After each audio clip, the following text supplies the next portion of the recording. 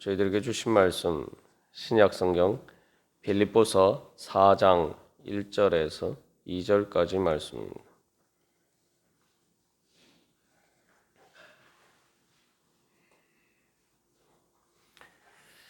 빌립보서 4장 1절 2절 말씀 다같이 한 목소리로 받들도록 하겠습니다. 그러므로 나의 사랑하고 사모하는 형제들, 나의 기쁨이요 면류가 아닌 사랑하는 자들아, 이와 같이 주 안에 서라. 내가 유오디아를 권하고 순두개를 권하노니 주 안에서 같은 마음을 품으라. 아멘.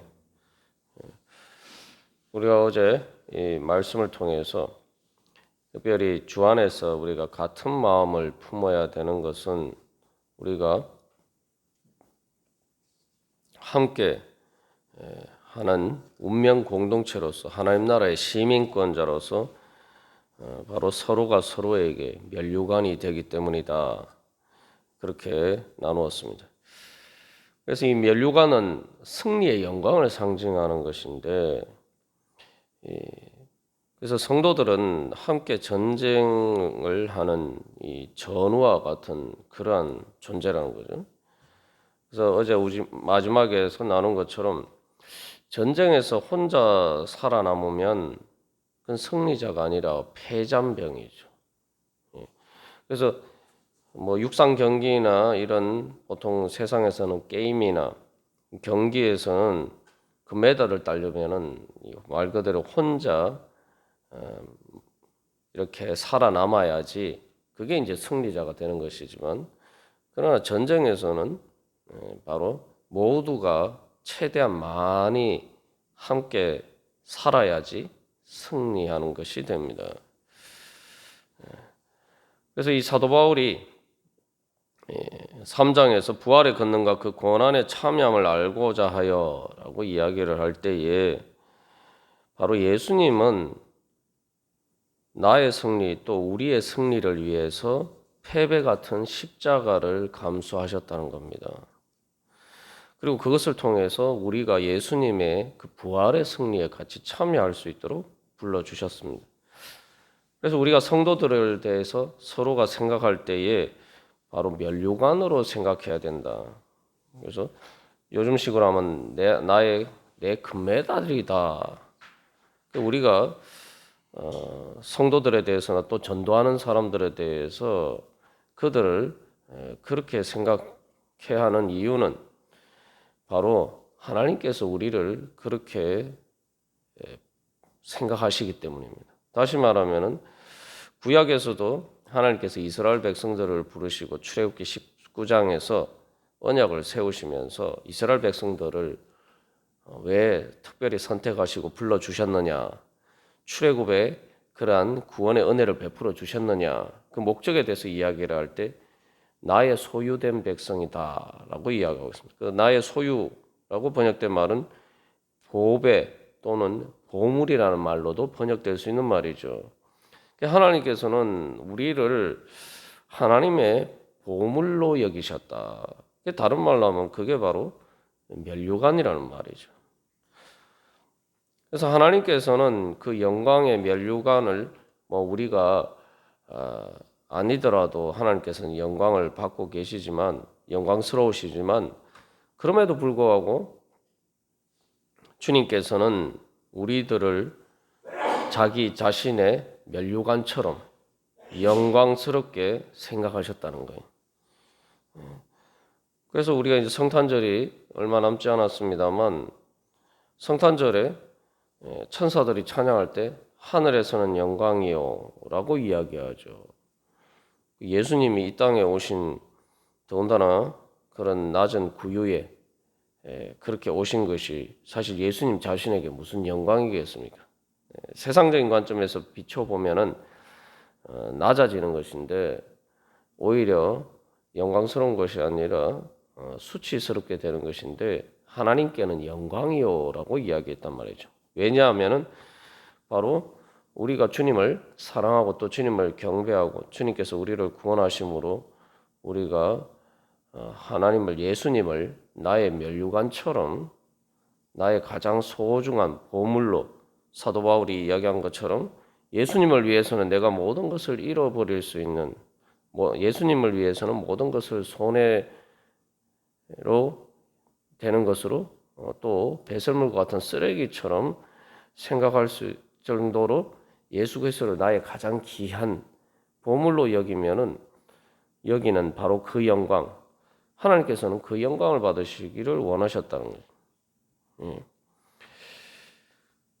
그게 바로 이 사랑입니다. 그래서 세상에서는 높은 자리에서 군림하는 것을 영광이라고 생각하는 경우들이 많습니다. 그러나 그런 사람들에 대해서 사람들은 실제로 영광스럽게 생각하지 않습니다. 겉으로는 영광스럽게 할지 모르지만 진정으로 마음으로 영광스럽게 생각하지 않는다는 거죠. 겉에서는 그 사람의 지위가 있거나 여러 가지 그런 것들이 있기 때문에 굽신굽신하고 떠받들지만 진정으로 사람들이 영광을 돌리는 사람들은 바로 자기 자신을 위해서 바로 헌신하고 또 공동체를 위해서 정말 희생하고 그런 사람들은 실제로 마음에서 우러나오는 존경을 하고 영광을 돌리는 거죠. 예수님은 그래서 하나님께서는 예수님을 통해서 그런 진정한 사랑의 영광을 받으시기를 원한다는 거죠. 사랑을 받아야지 사랑받는 게 사실은 영광스럽게 되는 겁니다. 세상의 권력이나 돈이나 여러 가지 그러한 것들이 있다고 해서 사람들에게 아부나 아첨은 받을 수 있을지 모르지만 사랑받는 것과 받을 수 있는 것은 아니죠. 사도 바울이 성도 빌립보 교인들을 향해서 면류관인이라고 이야기하면서 면류관인 사랑하는 자들아라고 이야기를 하죠. 그래서 이것은 바로 자기의 가장 소중한 보물처럼 사랑하고 그렇게 귀하게 여긴다. 또 예수님께서 또한 우리를 그렇게 여기시기 때문에 또 사도 바울도 그렇게 빌립보 성도들을 향해서 그렇게 생각하는 것입니다. 그래서 이 서로가 면류관인 사랑하는 자들아 우리가 그렇게 서로를 생각하고 대할 때에 그게 바로 주님 안에 설 수 있는 그래서 주님의 사랑의 영광의 가운데 그 영광의 능력 가운데 설 수 있는 것입니다. 그렇기 때문에 성도들은 서로 이렇게 경쟁하는 관계가 아니라 서로 동역하면서 함께 힘을 합해서 하나님 나라를 이루어 가야 되는 그러한 관계라는 거죠.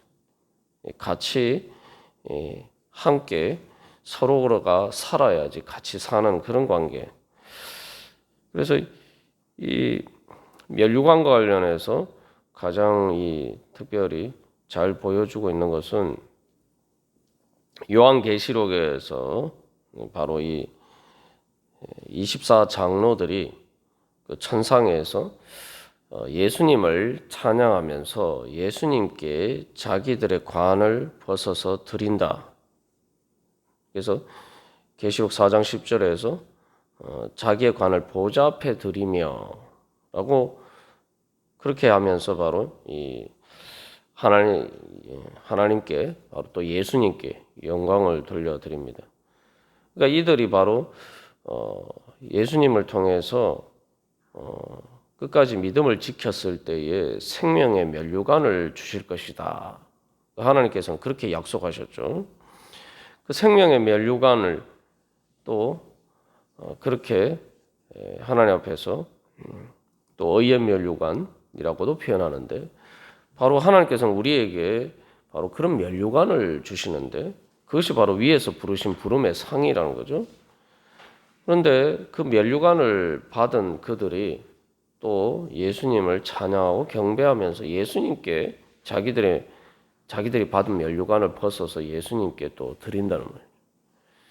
주님께서는 우리를 보물처럼 보배처럼 귀하게 여기시고 또 우리에게 그러한 의의 면류관, 생명의 면류관을 주시고 또 우리는 주님을 깊게 경배하면서 주님을 가장 소중한 우리의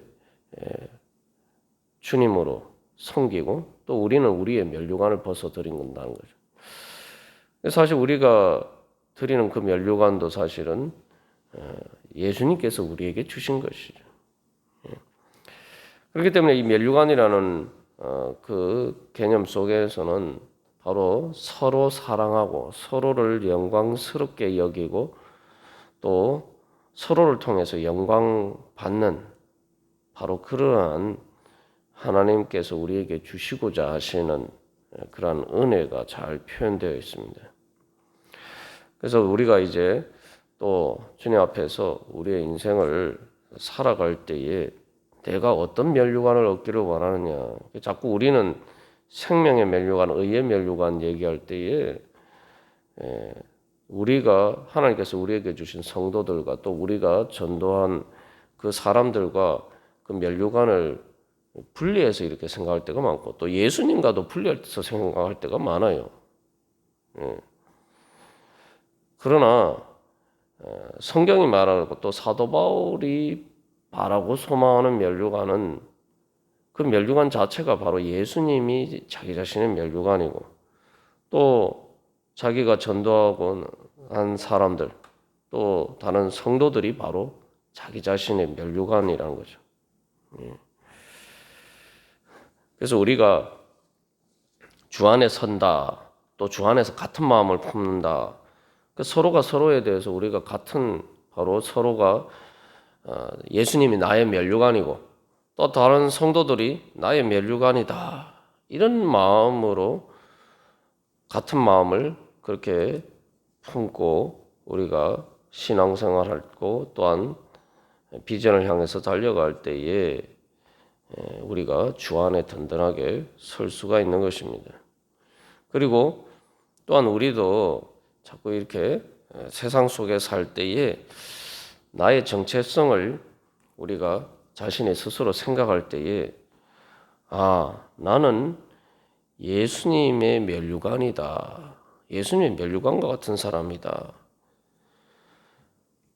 라는 그런 정체성을 분명히 하고 살아야 됩니다. 이게 면류관이라는 게 이제 머리 위에 쓰는 거 아닙니까? 그죠? 그러니까 이게 가장 잘 보이는 거예요.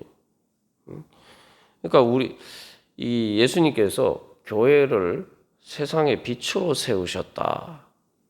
그래서 높은 곳에 두셨다. 그 복음서에서 예수님께서 그렇게 말씀하시는데, 그래서 내가 바로 세상이 나를 어떻게 생각하든지 간에 예수님께서 나를 구원하셨다는 것은 예수님께서 우리 자신을 위해서 자기 목숨까지 아끼지 않고 바치셨다. 그 예수님은 세상이 나를 뭐라고 하든지 간에 예수님은 나를 면류관처럼 자기 자신의 면류관처럼 생각하신다. 그렇게 나를 영광스럽게 생각하신다.